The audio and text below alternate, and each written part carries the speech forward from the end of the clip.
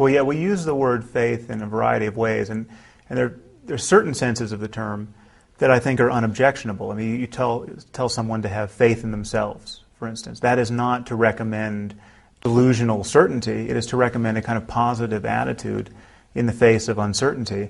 I think that's totally healthy and necessary, and we should have that kind of faith. We shouldn't confuse that kind of faith with the faith that really is the permission that religious people give one another to believe things strongly on bad evidence. Very explicit things about the nature of the cosmos, what happens after death, the moral structure to this universe. So you have people believing that they're going to get 72 virgins in paradise if they die in the right circumstances, in defense of Islam in this case. That is a proposition about metaphysics and about what happens after death and about what this almighty sadist in the sky wants human beings to do while alive. And it's a proposition for which there really is no good evidence. And so that kind of faith, the faith that says, oh, it's okay to believe that, despite the fact that there's no good reason to believe that, no real justification to believe that, that's the kind of faith I'm criticizing. Well, what astonishes me when I read the newspaper or watch the news is how many problems are the direct result of what people believe about God. I mean, there are days when I open the New York Times where fully half of the stories are, in a way that's unacknowledged by the paper, relate to people's religious convictions. I mentioned the Virginia Tech shooting. I mean, this was the role that religion played in providing a context for this shooting was never really discussed in the media. But I mean, we just hear that the mother happened to be, a devout Christian and schlepped her child from church to church in search of exorcism. I just see continually our attention bound up in these competing ideas about God. At best, this is often just a waste of time, but at worst, it is manufacturing violence and unnecessary conflict and misuses of our resources. And what's more, it is very rare that we acknowledge. I mean, now we're beginning to acknowledge the role that Islam is playing in Muslim terrorism, but even that has been very slow to come. I mean, it has been obvious for many, many years, long before September 11th, that a certain style of Muslim infatuation was leading to this kind of jihadi behavior. Because of the respect we accord religious faith, we're very slow to acknowledge its causal role in conflict. Well, I think the biggest challenge as a matter of discourse and debate, and certainly the most frustrating challenge, is what comes from otherwise secular and even non-believing people who are just reluctant to admit how much mad work is being done because of religion in this world. I mean, they either can't believe that people really believe this stuff. So when a suicide bomber blows himself up in a crowd of children, this secular type of person will imagine that wasn't religion. I mean, it had nothing to do with a belief in paradise and 72 virgins. Who could believe that? I mean, this is some kind of psychological aberration, or it's caused by economic desperation or our policies in the region. I mean, it's not a matter of metaphysical beliefs. I think the jury is in on this. I mean, we know that people really do believe these things. They are telling us ad nauseum they believe these things.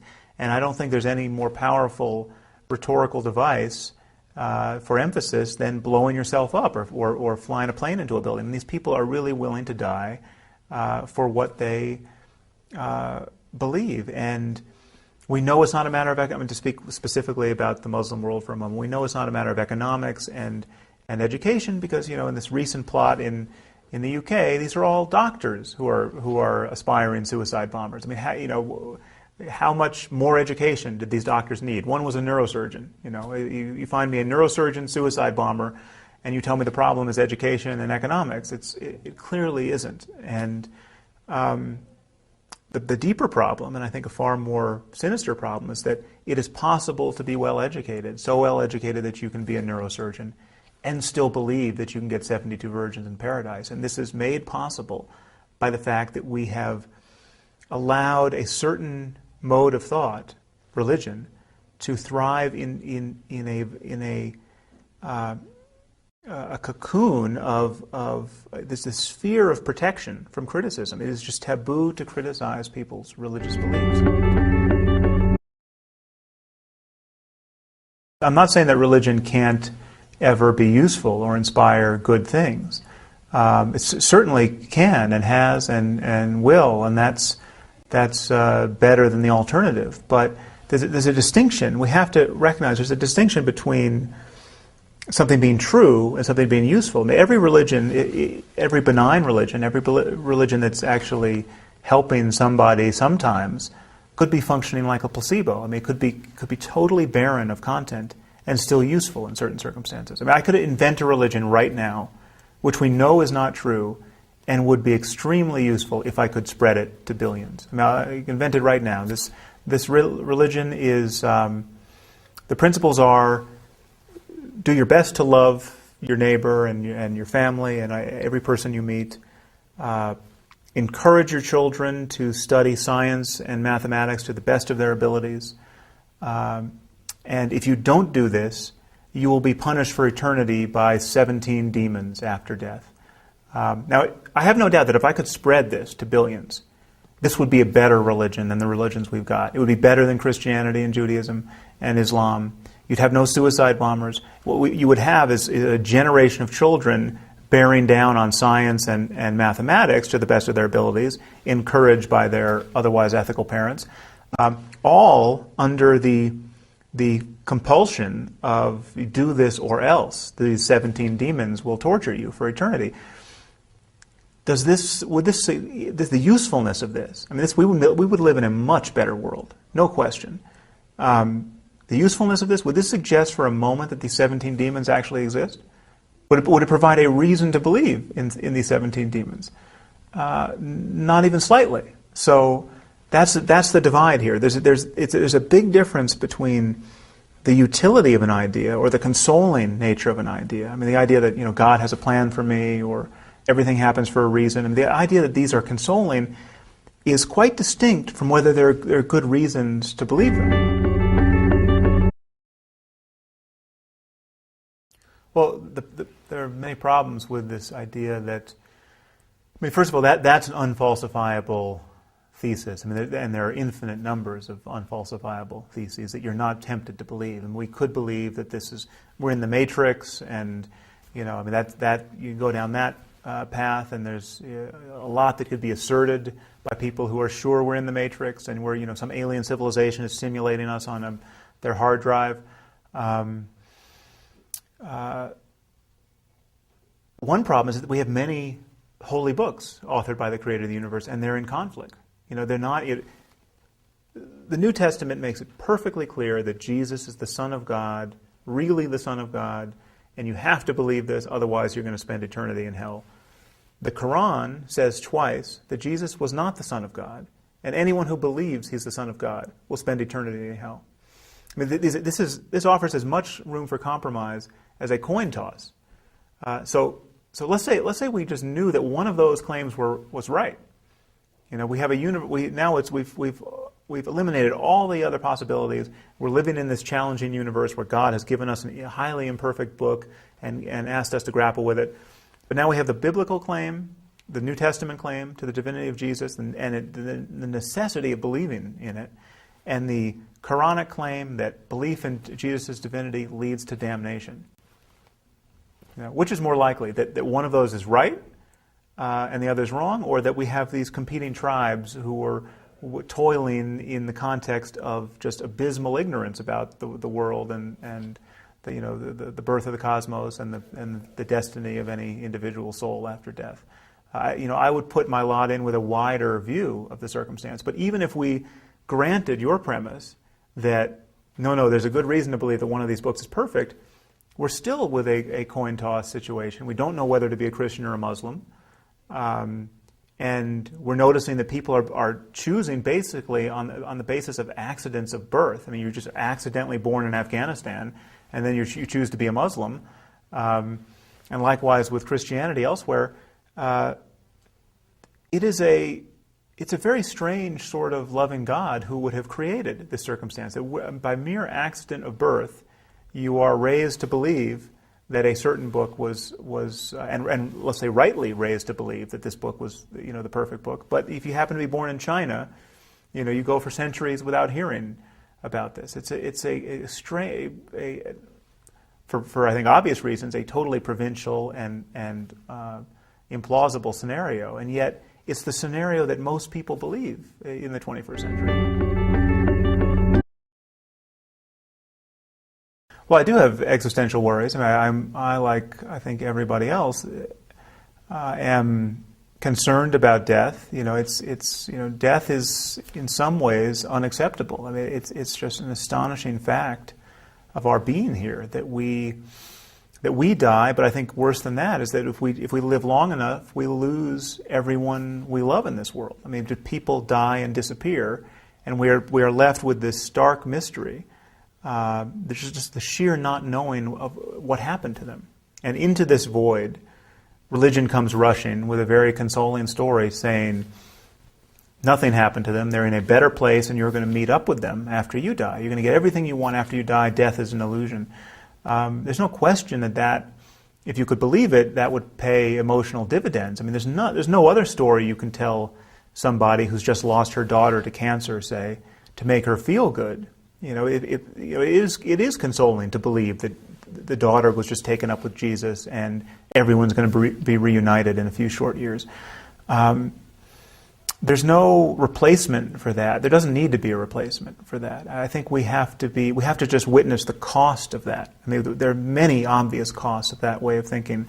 One is we just don't teach people how to grieve. Religion is the kind of the antithesis of teaching your children how to grieve. You tell your child that grandma's in heaven, and there's nothing to be sad about. That's religion. It would be better to equip your child for the reality of this life, which is, death is a fact, and we don't know what happens after death. And I'm not pretending to know that you get a dial tone after death. I don't know what happens after the physical brain dies. I don't know what the relationship between consciousness and the physical world is. I don't think anyone does know. Now, I think there are many reasons to be doubtful of naive conceptions about the soul and about this idea that you could just migrate to a better place after death. But I simply don't know I don't know what I believe about death. And I don't think it's necessary to know in order to live as sanely and ethically and happily as possible. I don't think you don't get anything worth getting by pretending to know things you don't know.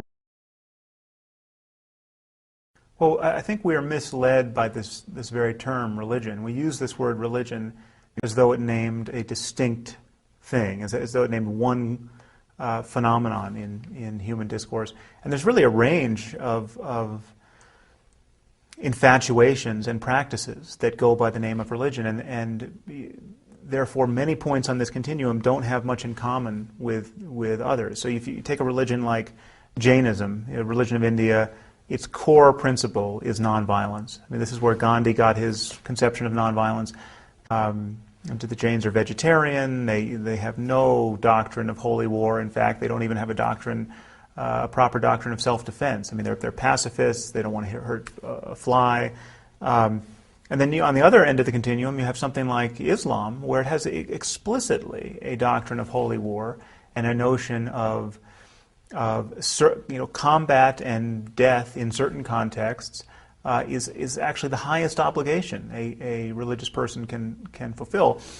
So these are both religions. So religion is a word like sport. You have a sport like badminton and you have a sport like boxing. They're both sports. One is much more dangerous. So I'm concerned. I'm obviously more concerned about religions like Islam, wherein you have this marriage of a variety of spiritual and ethical concerns, but also certain kinds of metaphysical certainties that inspire people to not only die, but to kill others in the process. And you don't have that in other religions. So I think we have to be clear about how this term religion can mislead us. I view religions as essentially failed sciences. I mean, religion was the discourse that we had when all causes in the universe were opaque. We didn't know the basis of anything. We didn't know why we were here. We didn't know how diseases spread or what disease was. We didn't know how why people died early and why others flourished. We don't know what's causing thunderstorms or causing crops to fail. And we very naturally, as a cognitive and behavioral imperative, we form descriptions of the world and we try to figure out what's going on. We tell ourselves stories about our origins and about where we're going and about causes in the world. And those stories, given our just pervasive ignorance and our disposition to see agency in the world, to see, to feel ourselves in relationship to the world, these stories entail being in relation to invisible friends, and enemies. And we have, this parent figure in the sky who's going to take care of things if you live rightly, and we have other demonic presences that we should be really worried about.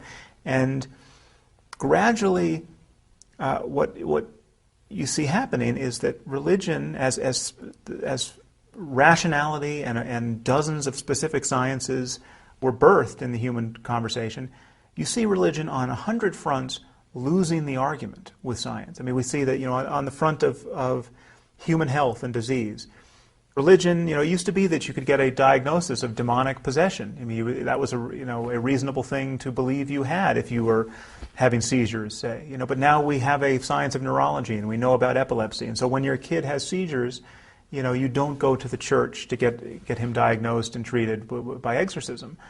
And so that's a good thing.